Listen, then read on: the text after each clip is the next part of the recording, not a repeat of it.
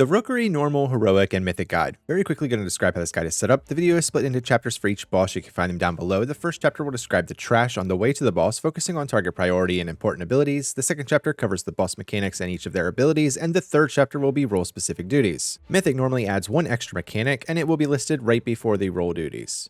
Kyrioss Trash. Before you can advance to the next platform, the two channeling casters must be killed. The Thunderers and Storm Rooks are the two most dangerous mobs here. Storm Rooks will use Charged Bomb. This marks an area under a player's location. They then charge towards that location, leaving behind multiple swirlies that explode.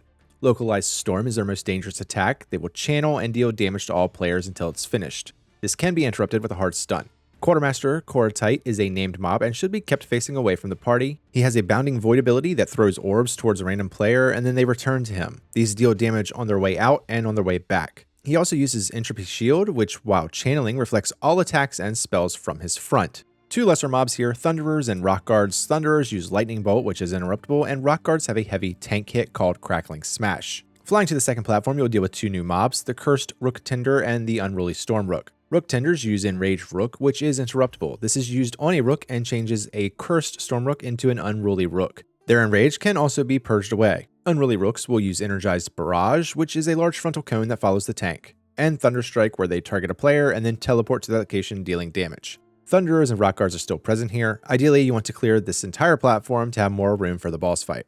Kyrioss. Kyrioss has a few abilities that require movement and spacing. Lightning Dash places a large swirly on the ground underneath of a player. He then teleports, dealing damage and knocking back any player hit. Chain Lightning will arc up to 3 different players if they are too close. Storm Heart will periodically mark the arena with circles. Lightning will strike these circles, so just move away. His ultimate attack, he will fly to the center of the circle. All players need to run away from the direction he is facing. He will begin channeling a beam, which will quickly rotate either clockwise or counterclockwise. This deals big damage and stuns players for 6 seconds, so you need to stay ahead of it.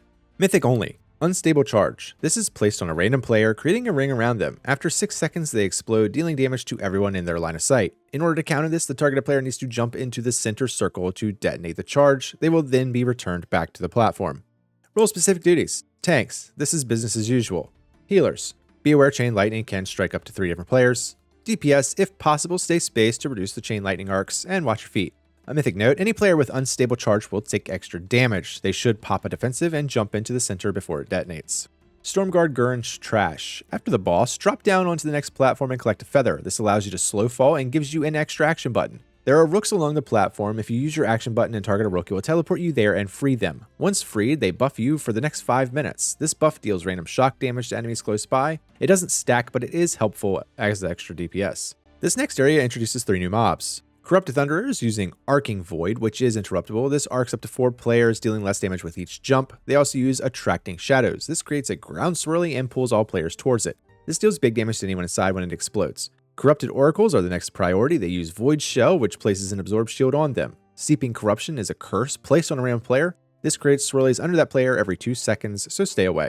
Corrupted Rook Guards use Implosion. This marks an area below a player. Once activated, it pulls players into the circle and then explodes. Normally, this is targeted towards the tank. You'll also face the Rook Guards and Thunderers from the previous section as well.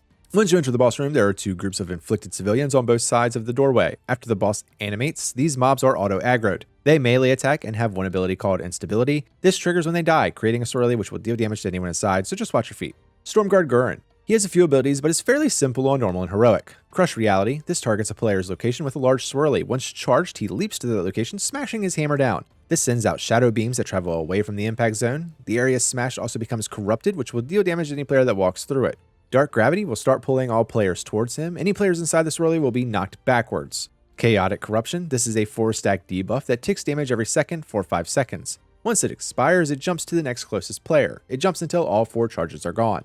Mythic only.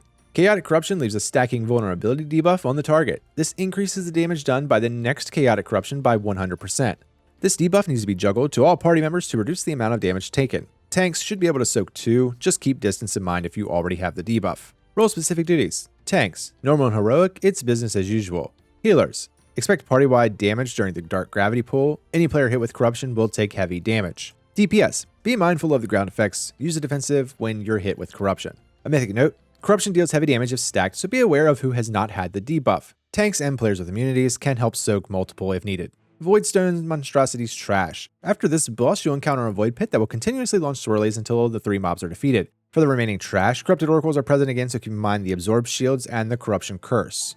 New mobs, the priority here is the Void Ascendant. They have a Void Volley attack, which is interruptible. This hits all players. Command Void will relocate any void fragments in that area. Void fragments have a Void Bolt ability, which is a single target and interruptible. They also have Crushing Darkness, which generates a swirly underneath them and then explodes. Watch out for this, as the Ascendant will constantly shift them around.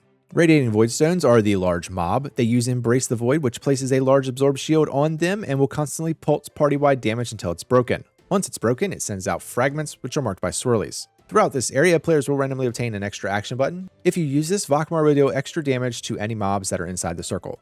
Voidstone Monstrosity. This fight revolves around positioning, ad management, and ring color awareness. The boss will shield itself and players must break the shield so that Stormrider Vakmar can deal damage to the boss. Every time the shield breaks, the boss will spawn ads which need to be killed before they finish casting Reshape. If they finish casting, then they will turn into another mob that deals increasing pulsing damage to the entire party. These can quickly wipe the group. The boss will also summon pillars around the arena, which will slowly expand corruption zones. Tanks should always stay in melee range and keep the boss facing away from the party. So let's cover the abilities in more depth. Oblivion Wave is the tank buster. This is a large shadow attack that travels through the tank, hitting everything in its path. Entropy is a heavy hit that hits the entire party every 2 seconds while a player is not within melee range. Null Upheaval, this knocks back all players and generates lots of swirlies. Some of these will leave behind pillars called Seeping Fragments, which will generate expanding corruption zones as the fight goes on. Stormrider's Charge will place a blue ring around some players. This will buff you, reduce damage from the seeping ground, and destroy any players inside the circle. Use these to help keep the room clear. Unleash Corruption targets a few players and places a purple ring around them. Stay outside of another player's ring, as you'll take damage if inside. Once the Void Shell is broken, Vakmar hits the boss, stunning him for 10 seconds and spawning Void Chunks. They only cast Reshape, burn them down before they finish. Mythic only. Unleash Corruption will also spawn Void Chunks near those players, so stay grouped up to keep ads close by for easier management. Role-specific duties. Tanks. Keep the boss facing away from the group. Always stay within melee range unless the boss is stunned. Healers. Unleashed Corruption will deal burst damage to a couple party members. If a chunk reshapes, expect quickly ramping party damage. Pay attention to your ring color. Blue equals pillar, purple equals hold. DPS. Burn down the ads. Pay attention to your ring color. Blue equals pillar, purple equals hold. Mythic note. Everyone except the tank should stay close together to ensure easier ad management.